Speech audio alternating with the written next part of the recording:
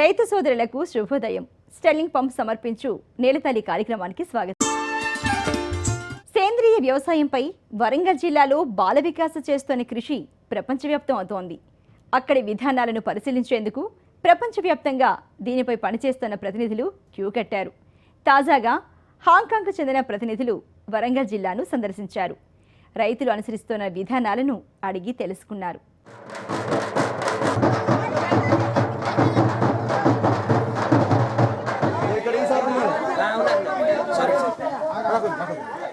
Warangal urban జిల్లా ఐనవోలు మండలంలో విదేశీ అతిథులు సందడి చేశారు. స్థానికంగా రైతులు సేంద్రియ పద్ధతుల్లో సాగు చేస్తున్న వ్యవసాయ క్షేత్రాలను పరిశీలించారు. రైతులు అనుసరిస్తున్న సేంద్రియ పద్ధతులను అడిగి తెలుసుకున్నారు. బాల వికాస సంస్థ ఆధ్వర్యంలో హాంకాంగ్ దేశానికి చెందిన కడూరియా ఫౌండేషన్ చారిటబుల్ ట్రస్ట్ సభ్యులు పెరుమాండ్లగూడెం గ్రామంలో పర్యటించారు.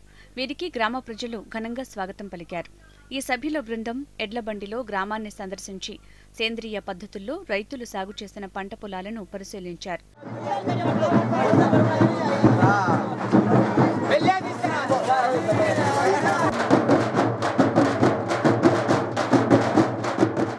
బాల వికాస సంస్థ సహకారంతో గ్రామంలో 18 మంది రైతులు పూర్తిగా సేంద్రియ వ్యవసాయ పద్ధతులతో పంట సాగు చేస్తున్నారు.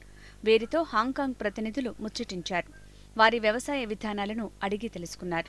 సేంద్రియ వ్యవసాయం చేస్తున్న 18 మంది రైతులతో పంచగవ్య తయారీ చేయించారు. సేంద్రియ వ్యవసాయంతో మంచి ఫలితాలొస్తాయని, ఇందుకు పెరుమాండ్లగూడెం రైతులే ఉదాహరణ అని బాల వికాస సంస్థ డైరెక్టర్ సింగారెడ్డి సౌరిరెడ్డి అన్నారు. 10 గ్రామాల్లో ఇటువంటి పథకాలు చేపడటానికి మనకి డబ్బులు ఇస్తానికి ముందుకొచ్చిన వాళ్ళు ఇక్కడటువంటి కదూరి చారిటబుల్ ఫౌండేషన్ సంస్థ వాళ్ళు.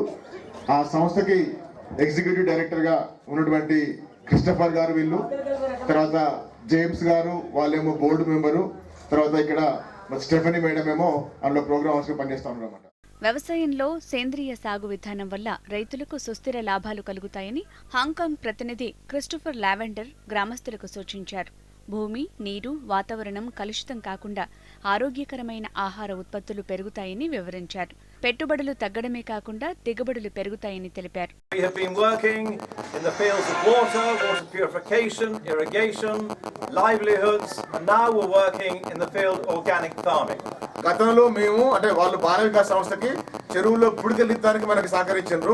తర్వాత వాటర్ ప్లాంట్ పెడతానికి సహకరించారు.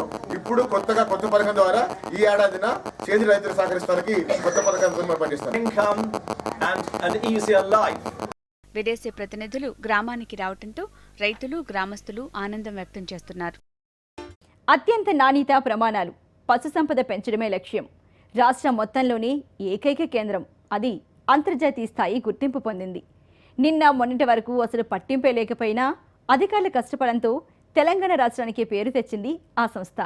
ఇంతకీ ఏంటా సంస్థ తెలుసుకుందాం పదండి.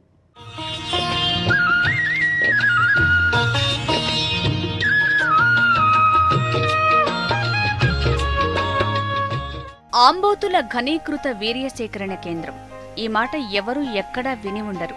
కానీ ఈ కేంద్రం ఇప్పుడు తెలంగాణ ప్రభుత్వానికి అంతర్జాతీయ స్థాయిలో పేరు తెచ్చిపెట్టింది. ఉమ్మడి ఆంధ్రప్రదేశ్లో ఇలాంటివి 3 కేంద్రాలుండేవి. రాష్ట్ర విభజనలో భాగంగా కరీంనగర్లో ఉన్న ఈ కేంద్రం మాత్రమే తెలంగాణకు దక్కింది. నాణ్యమైన పశుసంపద పెంచి రైతులకు పాడిని మరొక ఆదాయంగా తీర్చిదిద్దాలనే ఉద్దేశంతో 1985లో వీటిని ఏర్పాటు చేశారు.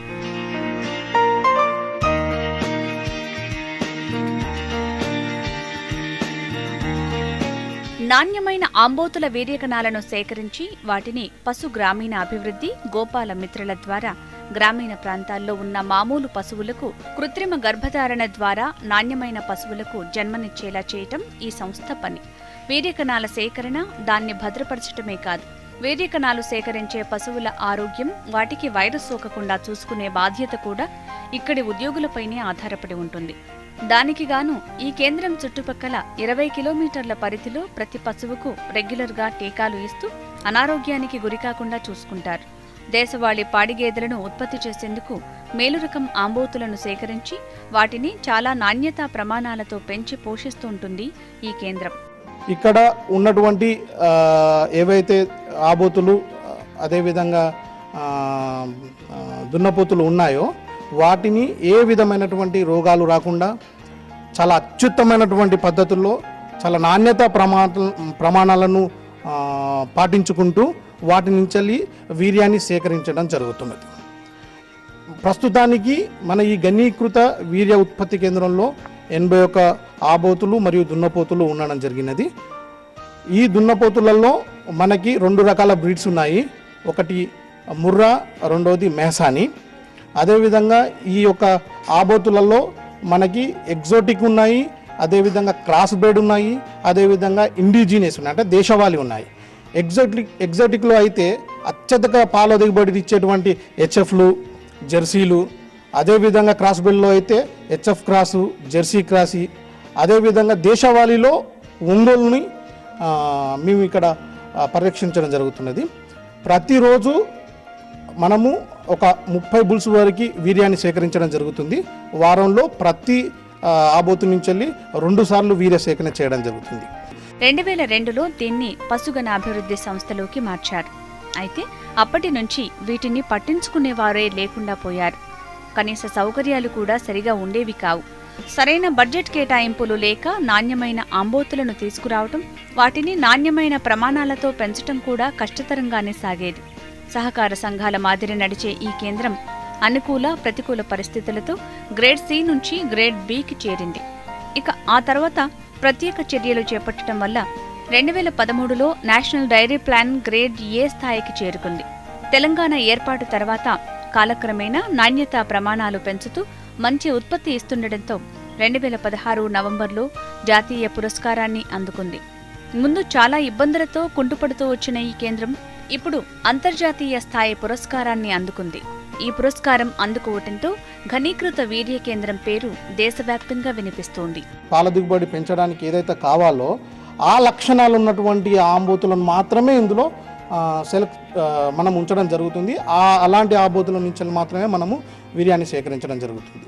మనకు ఇంతకుముందు లాగా కాకుండా ఇప్పుడు మనకి ఎన్డీడీబీ కూడా, అంటే national dairy development board, government of India కూడా మనకి ఫండింగ్ ఇవ్వడం జరుగుతుంది. 10 కోట్ల రూపాయలు ఫండింగ్ ఇచ్చింది కొత్తగా షెడ్స్ నిర్మించుకోవడానికి, అదేవిధంగా అగ్రికల్చర్ ఎక్విప్మెంట్స్ కోసము, అదేవిధంగా కొత్త దున్నపోతులను కొనుక్కరావడానికి కూడా ఆ ఫండింగ్ని వినియోగించడం జరుగుతున్నది.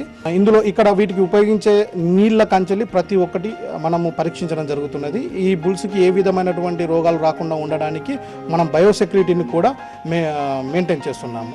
3 అంచెల బయోసెక్యూరిటీని మెయింటైన్ చేస్తున్నాము. లో risk area, medium risk area, high risk area. ఏవైతే దున్నపోతులు ఉన్నాయో, ఏ షెడ్స్ అయితే ఉన్నాయో ఇవి హై రిస్క్ ఏరియా కిందకి వస్తుంది. ఏవైతే దీనికి పరిధి ఉన్నదో బాహ్య వలయము అది మీడియం రిస్క్ వస్తుంది. తర్వాత అగ్రికల్చర్ ఫీల్డ్స్ అన్ని లో రిస్క్ కిందకి వస్తున్నాయి. కాబట్టి ఇందులోకి ఏ విధమైనటువంటి మనుషులు కానీ పశువులను కానీ రావడం జరగదు, నియంత్రించడం జరుగుతున్నది.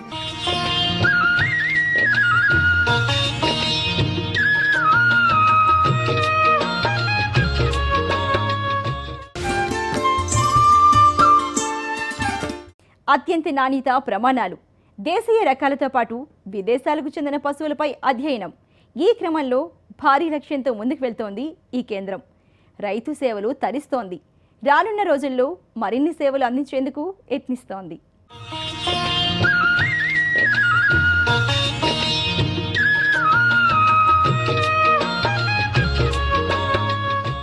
ప్రస్తుతం ఈ కేంద్రంలో 79 ఆంబోతులతో వీర్యకణ సేకరణ చేస్తున్నారు సిబ్బంది.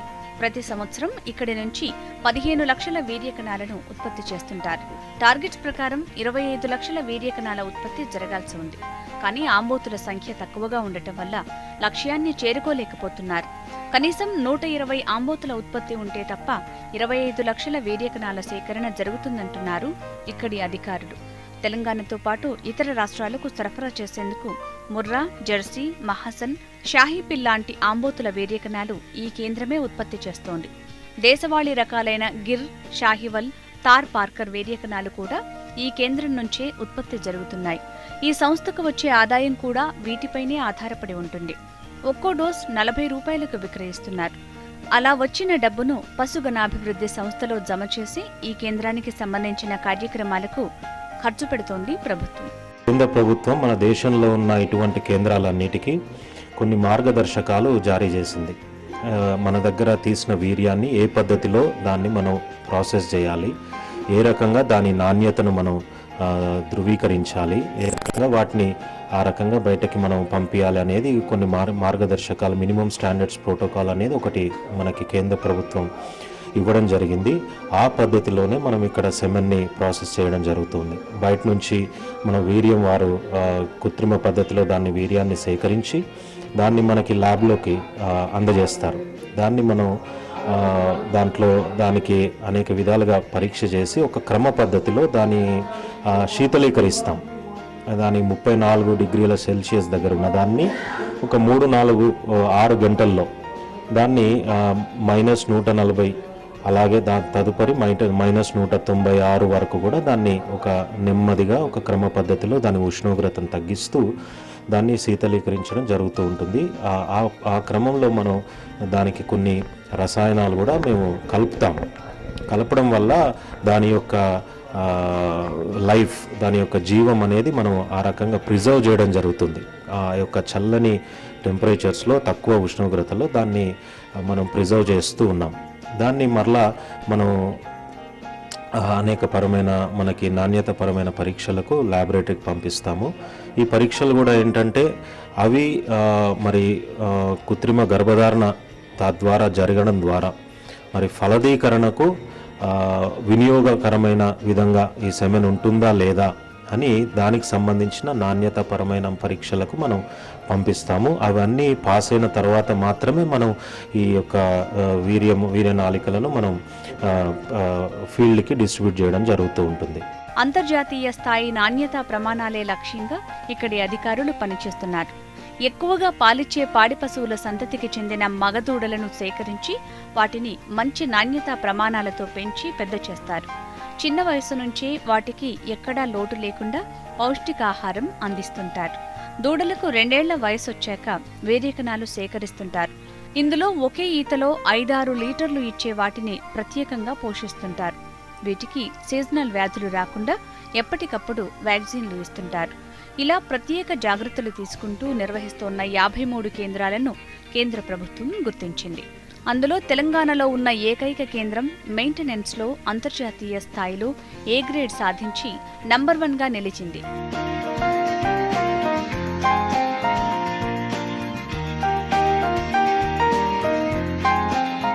అయితే ఇంతగా ఖ్యాతి గడిస్తున్న ఆంబోతుల సంఖ్య పెంచుకోవడంతో పాటు మరికొన్ని కేంద్రాలను తెలంగాణలో ఏర్పాటు చేస్తే పాడి సంపదలో నాణ్యత పెంచేందుకు ఉపయోగపడుతుందంటున్నారు రైతులు.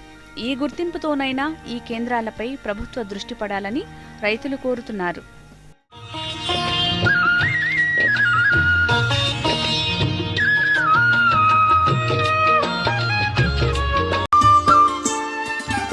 పశ్చిమ గోదావరి జిల్లాలో కొత్త వరి వంగడం రికార్డు స్థాయి దిగుబడులు సాధించింది. దశాబ్దాలుగా స్వర్ణ రకం వరి సాగుకు అలవాటు పడ్డ రైతులకు అధిక దిగుబడుల దారి చూపించింది. మారుటేరు వరి పరిశోధనా కేంద్రం శాస్త్రవేత్తల కృషి ఫలితంతో వరి సాగులో వినూత్న మార్పుకు అడుగుపడింది. ఫలితం అంచనాలను మించి రావడంతో ఇటు వ్యవసాయ శాఖ అధికారులు, అటు కొత్త వంగడాన్ని సాగు చేసిన రైతులు హర్షం వ్యక్తం చేస్తున్నారు. ఇదంతా ఒక ఎత్తైతే కొత్త వరి వంగడ సాగులో ఘన జీవామృతం వాడకం ద్వారా డబుల్ ధమాకా సాధించారు చాటపరుకు చెందిన ఆదర్శ రైతు.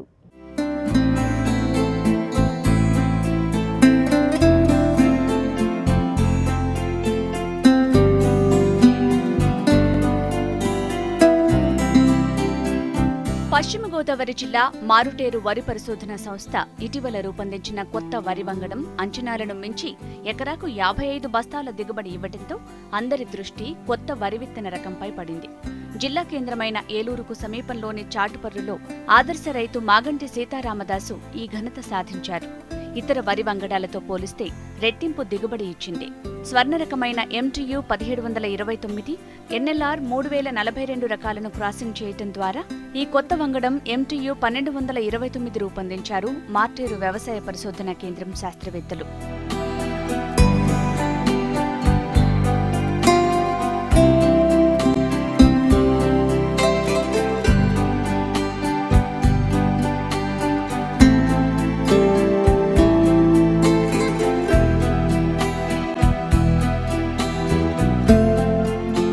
ఉభయ గోదావరి జిల్లాలతో పాటు ఆంధ్రప్రదేశ్లో స్వర్ణ రకాన్ని ఎక్కువగా సాగు చేస్తుంటారు. ఎకరాకు 30 బస్తాలకు పైగా దిగుబడి ఇవ్వటంలో పేరు పొందిన స్వర్ణ రకానికి తెగుళ్లు, తుఫాను గాలులను తట్టుకునే శక్తి లేదు. గాలులు బలంగా వేస్తే స్వర్ణ రకం నేలవాలి పంట నష్టం జరిగేది.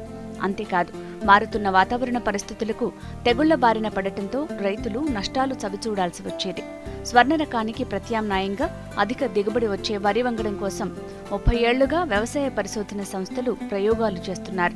తాజాగా మారుటేరు పరిశోధన సంస్థ రూపొందించిన MTU 1229 రకం తుఫాన్లను తట్టుకోవడంతో పాటు చీడపీడల బెడదను ఎదిరించి అధిక దిగుబడి ఇవ్వటంతో తన 60 ఏళ్ల అనుభవంలో ఈ స్థాయిలో దిగుబడి చూడలేదని హర్షం వ్యక్తం చేస్తున్నారు ఈ ఆదర్శ రైతు. MTU 1229 అనే రకాన్ని ఈ సంవత్సరం మార్టేర్ పరిశోధన సంస్థ వారు కొత్తగా తయారు చేసి మినీ కిట్స్ ఇచ్చారు. అక్కడ రైసు ప్రిన్సిపల్ సైంటిస్టు ADR అయినటువంటి పాలడు వెంకట సత్యనారాయణ గారు వారు ఈ రకాన్ని రూపొందించారు. దీన్ని స్వర్ణ 1985లో స్వర్ణ అనే రకం ఉంది. అది మా ఉభయ గోదావరి జిల్లాల్లో ఇప్పటికీ 1,00,000 ఎకరాలు సాగు చేస్తున్నారు. దానికి చాలా మంచి క్వాలిటీస్ ఉన్నాయి, కానీ ఈ పడిపోతుంది ఒక్కోసారి. తర్వాత చీడపీడలకి త్వరగా లోన్ అవుతుంది. దానికి మంచి దిగుబడి, తక్కువ బలంతో ఎక్కువ పంట ఇస్తుంది. అయితే దాన్ని నెల్లూరు రకంతో క్రాస్ చేసి దీన్ని ఎలాగైతే ఈ అభివృద్ధి చేశారు, స్వర్ణ రకాన్ని ఇంప్రూవ్ చేశారు. ఇది తుఫాన్లు వచ్చినా పడిపోతుంది. గింజ అది స్వర్ణ రకం మామూలు గింజ ఉంది, ఇదేమో గొలుసు కట్టు గింజ, ముద్దకంకి. అంచేత దాని మీద దిగుబడి అధిక దిగుబడి వస్తుంది, చీడపీడలకి లోను కాదు, పడిపోదు. అంచేత మంచి లక్షణాలు గల దాన్ని తీసుకొచ్చారు. ఇది 150 రోజుల పంట.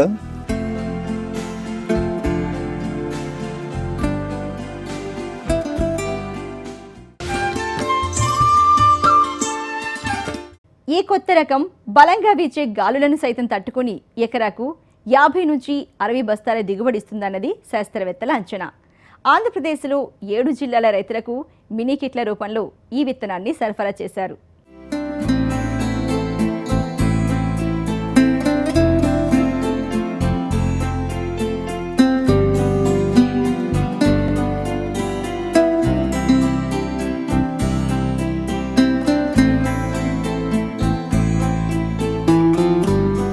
చాటపర్రుకు చెందిన సీతారామదాసు మాత్రం సరికొత్త ప్రయోగం చేశారు. శ్రీవరి విధానంలో కొత్త రకం సాగు చేశారు. సాధారణ పద్ధతిలో ఎకరాకు 30 కిలోల వరి విత్తనాలు అవసరమవుతాయి. అయితే శ్రీవరి విధానంలో అంత విత్తనం అవసరం ఉండదు. ఎకరాకు 2 కిలోల చొప్పున తన 2 ఎకరాల పొలంలో 4 కేజీల కొత్త రకం MTU 1229 రకం విత్తనాలు వినియోగించారు ఈ రైతు. మీటరు వెడల్పు, 12 మీటర్ల పొడవుతో 6 దిమ్మెలుగా నారు పోశారు. అంగుళం మందాన పశువుల ఎరువు వేసి దీనిపై వరి విత్తనాలు చల్లారు. ఆ తర్వాత వాటిపై జీవామృతం చల్లారు. ఆకుమడి బాగా రావటంతో 2 ఎకరాల విస్తీర్ణంలో నాట్లు వేశారు. నాట్లు వేసే సమయంలో ఎకరాకు టన్ను చొప్పున 2 ఎకరాలకు 2 టన్నుల ఘన జీవామృతం చల్లారు. పంట ఎదుగుతున్న కొద్దీ మధ్యలో కొద్ది మోతాదులో యూరియా, కాంప్లెక్స్ వినియోగించారు. శాస్త్రవేత్తల అంచనాలపై తన వినూత్న సాగు, ఘన జీవామృతం వినియోగం, శ్రమ వృధా కాలేదంటూ రైతు రామదాసు హర్షం వ్యక్తం చేస్తున్నారు. గింజలు తక్కువ ఇవ్వటం వల్ల 2 కేజీలు 4 కేజీలు రావటం వల్ల శ్రీసాగు కింద సాగు చేసి 2 ఎకరాలు కూర్చాను. 4 కేజీలు 2 ఎకరాలు అంటే ఎకరానికి 2 కేజీలు మాత్రమే సరిపోతుంది శ్రీసాగులో. అది చేసి ఎకరానికి 20 బస్తాలు అంటే 50 కేజీలు 20 బస్తాలు ఘనజీవామృతం దమ్ములో వేసేసాను ఉచ్చే ముందు. వేసిన తర్వాత ఈ మామూలుగా ఫాస్ఫేట్ ముందు వేయాలిగా, ఫాస్ఫేట్ కూడా కొద్దిగా వేసాను. అప్పుడు మొత్తం 3 సార్లు 90 కేజీలు నత్రజని వేయటం జరిగింది ఎకరానికి. తర్వాత పొటాష్ ఎకరానికి 1 బస్తా 3 సార్లు కలిపేసామని. దాని మీద ఏంటంటే చేను ఎదుగుదల దాని రంగును బట్టి నాకు తెలిసిపోతుంది. అది ఏ డెఫిసిట్, నత్రజని డెఫిసిట్ అనే దృష్టితో యూరియా వేయాల్సి వచ్చింది. ఒక్కొక్క దుబ్బుకి 35 పిలకలు యావరేజ్ వచ్చేటట్టు ఉండే. తర్వాత ఇందులో ఘనజీవామృతం వేయటం వల్ల ఏమైందంటే ప్రతి పిలక కూడా కంకి ఈనిందంతా కంకి అంతా పాలు పోసుకున్నాయి. ఏంటంటే మామూలుగా బాగా ఉన్న పెద్ద కంకులు 500 ఉన్నాయి, 400 ఉన్నాయి. మా చిన్న కంకులు అయితే 300 అట్లా ఉన్నాయి. పోతే ఇందులో 10% తప్పలు వచ్చినాయి. మామూలుగా అయితే 30%, 40% తప్పలు వస్తాయి ఎక్కువగా గింజలు దిగుబడి వచ్చినప్పుడు. అలాంటిది తప్పలు చాలా 10% మించి ఎట్టి పరిస్థితుల్లో రాలేదు. చేతంటే దిగుబడి చాలా బాగుంది. ఎకరానికి 60 బస్తాలు వస్తుందని నేను అనుకుంటున్నాను. స్వర్ణ రకం సాగుతో రైతులు నష్టాలు చవిచూస్తున్నారు. తెగుళ్లు, తుఫాన్లు తట్టుకోకపోవడంతో పంట నేలకు ఒరిగిపోవడంతో కొత్త రకం వరి వంగడంపై దృష్టి సారించామంటున్నారు మారుటేరు పరిశోధనా సంస్థ శాస్త్రవేత్తలు. ఈ కొత్త రకాన్ని పశ్చిమ గోదావరి, తూర్పు గోదావరి, గుంటూరు, కృష్ణా, శ్రీకాకుళం, విశాఖపట్నం, విజయనగరం జిల్లాల్లో 1000 మినీ కిట్లు సరఫరా చేశామంటున్నారు. శ్రీవరి విధానం, జీవామృతం వాడటం, సేంద్రియ పద్ధతులను పాటించడం ద్వారా రైతులు వరి సాగులో దిగుబడులు పెంచుకోవచ్చని వ్యవసాయ శాఖ అధికారులు సూచిస్తున్నారు. MTU 1229 రకాన్ని గురించి వస్తే అది మామూలుగా మనకి స్వర్ణ రకము అంటే MTU 7029 మరియు NLR 3042 రకాన్ని క్రాస్ చేయగా వచ్చినటువంటి రకము. ఈ రకానికి మనకి మామూలుగా స్వర్ణతో పోలిస్తే రైతులు ఎక్కువగా కూడా స్వర్ణం వేయడానికి ఎక్కువ మక్కువ చూపిస్తారు. ఎందుకంటే దానిలో ఎక్కువ ఈల్డ్ వస్తుందని రైతులు గింజ మనకి అది ముతగ్గా ఉన్నా కూడా ఈల్డ్ ఎక్కువగా వస్తుందని రైతులు ఎక్కువగా వేయడానికి మనకి డెల్టా ప్రాంతాల్లో ఇష్టపడతారు. దాంతో పోలిస్తే ఇప్పుడు కొత్తగా మనం ఇచ్చినటువంటి మినీ కిట్టు అనగా MTU 1229 స్వర్ణతో లాగానే దీనికి ఈల్డ్స్ కూడా ఎక్కువగా వస్తున్నాయి. స్వర్ణ అనేది రకం మామూలుగా మనకి పురుగులు, తెగుళ్ళు కూడా ఎక్కువగా ఆశించి సైక్లోన్స్, తుఫాన్స్ వచ్చినప్పుడు అది కింద పడిపోవడం జరుగుతుంది కాండం తేలికగా ఉండడం చేత. కానీ MTU 1229 అనే రకము కాండం బలంగా ఉండడం చేత అది పడిపోదు, దుబ్బు కూడా ఎక్కువగా చేసుకుంటుంది. కంకి నుంచి మనకి గింజలు కూడా ఎక్కువగా ఏర్పడుతున్నాయి. అది కాండం కూడా బలంగా ఉండడం చేత సైక్లోన్ వచ్చినా కూడా తట్టుకొని అది నిలబడగలుగుతుంది.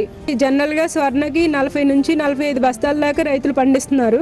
కానీ MTU 1229 రకము మేము మాగంటి సీతారాం దాస్ గారి పొలంలో చేసిన అబ్జర్వేషన్ పరిస్థితులను బట్టి 50 నుంచి 62 బస్తాలు వస్తున్నాయని చెప్పి ఆశిస్తున్నాము.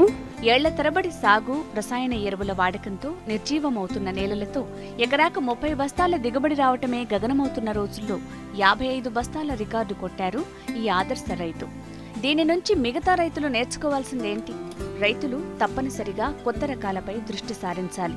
అదే సమయంలో కేవలం రసాయన ఎరువులను మాత్రమే కాకుండా సేంద్రియ ఎరువులు, జీవామృతం, ఘన జీవామృతం వాడటం ద్వారా దిగుబడులు పెంచుకోవచ్చన్న విషయాన్ని రైతులు గ్రహించాలి.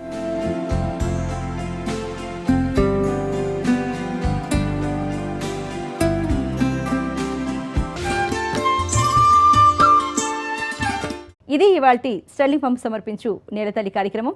మరో కార్యక్రమంతో మళ్ళీ కలుద్దాం. చూస్తూనే ఉండండి HM TV.